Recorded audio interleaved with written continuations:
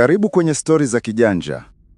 Simulizi: Msitu wa Giza, sehemu ya kwanza. Usiku ulianza kuingia taratibu, kama kivuli kinachotambaa juu ya ardhi ya kijiji cha Mbuyuni. Upepo wa jioni ulikuwa baridi, lakini uliobeba harufu ya majani yaliyooza na udongo wa kale. Nyota zilikuwa chache, kana kwamba nazo ziliogopa kuangaza juu ya kijiji hicho. Kila mtu kijijini alijua siri moja: Msitu wa Giza haukuwa msitu wa kawaida. Wazee walikataza mtu yeyote kupita karibu nao baada ya jua kuzama. Walisema, mtu akiingia huko usiku, ataingia akiwa binadamu, lakini hatarudi akiwa binadamu tena. Kuna kijana aitwaye Sudi. Hakuwa tayari kuamini hadithi za wazee. Alikuwa mapoteza kaka yake Dula siku 3 zilizopita. Dula alionekana mara ya mwisho akielekea msituni, akisema anaenda kuvua samaki kwenye kijito kilichopita katikati ya mti wa mikuyu. Tangu siku hiyo, kimya. Hakuna aliyemwona, hakuna aliyesikia kilio chake.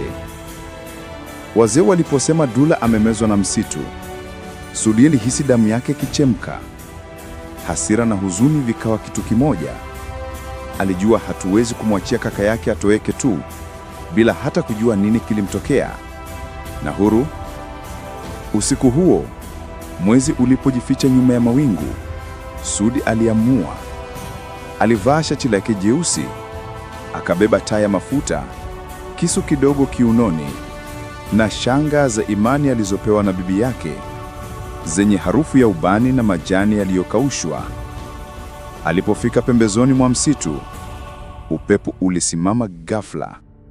Majani hayakutikisika tena. Ni kana kwamba ulimwengu wote ulisimama kumtazama.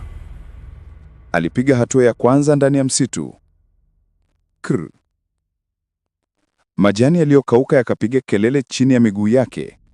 Hatua ya pili, upepo ukapuliza taratibu kana kwamba ulikuwa ukimwonya. Lakini Sudi hakuacha. Dula! Kama unanisikia, ni mimi Sudi. Sauti yake ilivuma, ikipotea gizani. Hakuna aliyejibu. Ni sauti ya mti uliovunjika tu, mbali kidogo, iliyoitika. Taa yake ikaanza kupoteza mwanga, moto ukitetemeka kama moyo unaogopa. Alipojaribu kuongeza mafuta, taa ikazimika ghafla. Ulikuja ukimya mzito, ukimya wa ajabu ambao hata mapigo ya moyo yalionekana kuwa kelele. Kisha ikaja sauti ndogo, nyororo kama ya mtoto mdogo. Sauti hiyo ilisikika karibu sana na sikio lake la kushoto. Kwa nini umekuja, Sudi? Aliruka kwa voga, akazunguka haraka. Hakukuwa na mtu, ni giza tupu, lakini moyo wake ulianza kupiga kwa nguvu. Ghafla, taa yake ikawa yenyewe bila yeye kugusa chochote. Mwanga wake ukamulika mbele, na pale katikati ya njia akasimama mtu. Hakukuwa na shaka, ni Dula, lakini hakuwa kama alivyokuwa. Ngozi yake ilikuwa baridi kama jivu, macho yake mekundu yakimetamita, na damu ilitiririka polepole shingoni, kana kwamba kuna kitu kilimngata. Rudi nyumbani kabla hawaja kupata na wewe, alisema kwa sauti ya kugugumia, kana kwamba anatoka kaburini. Sudi alipiga hatua moja nyuma, akitetemeka. Alipopepesa macho, Dula akakosa kuwa pale. Kivuli chake kiliyeyuka hewani kama moshi unaofutwa na upepo.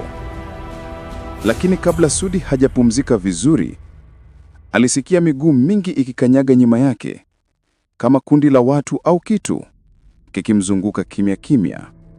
Alipoinua taa juu, mwanga uliangaza kuzunguka taratibu, na pale akatazama vifusi vya maiti vikiwa misimama vima.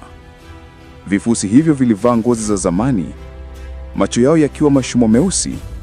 Vilimtazama bila sauti, bila pumzi, lakini macho yao yalizungumza kitu kimoja: wewe ndiye anayefuata. Mwisho wa sehemu ya kwanza.